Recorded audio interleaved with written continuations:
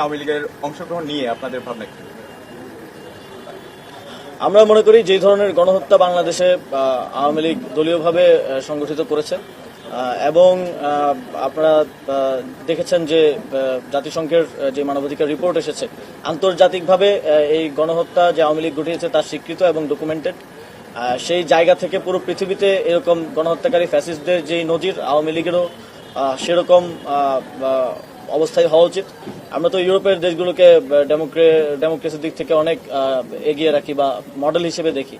তো জার্মানিতে ফ্যাসিস্টদের কি হয়েছিল বা ইতালিতে কি হয়েছিল, আমাদের সামনে সেই নজিরগুলো আছে এবং যেহেতু আন্তর্জাতিকভাবে এই গণহত্যা ডকুমেন্টেডও হয়েছে, সেই জায়গা থেকে আমরা মনে করি দলীয়ভাবে আওয়ামী লীগের এক ধরনের শাস্তি নিশ্চিত হওয়া উচিত। এখন সেটা কোন প্রক্রিয়া হতে পারে, কি ধরনের শাস্তি হতে পারে, এটার ব্যাপারেও সবার মতামত নেওয়া কনসালটেশনের ব্যাপার আছে।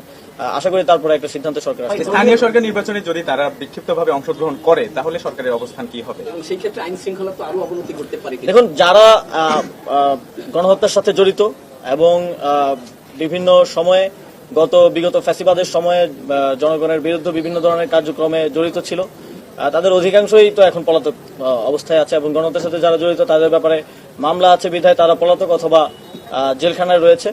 এবং ইতিমধ্যেই আমাদের মাননীয় উপদেষ্টা নাহিদ ইসলাম বলেছেন যে যারা আওয়ামী লীগ করেছে কিন্তু কোনো প্রকার অন্যায় এবং গণহত্যা কিংবা অপরাধের সাথে যুক্ত নয়, তারা ক্ষমা চেয়ে আবার মেইন স্ট্রিমে স্বাভাবিক অবস্থায় ফিরে আসতে পারে এবং সেই জায়গা থেকে কেউ যদি নির্বাচন করে তাতেও কোনো বাধা নেই। কিন্তু কেউ যদি কেউ যদি কনভিক্টেড থাকে, এই গণহত্যার সাথে জড়িত থাকে, তাহলে তাকে কোনোভাবেই নির্বাচনে আসতে দেয়।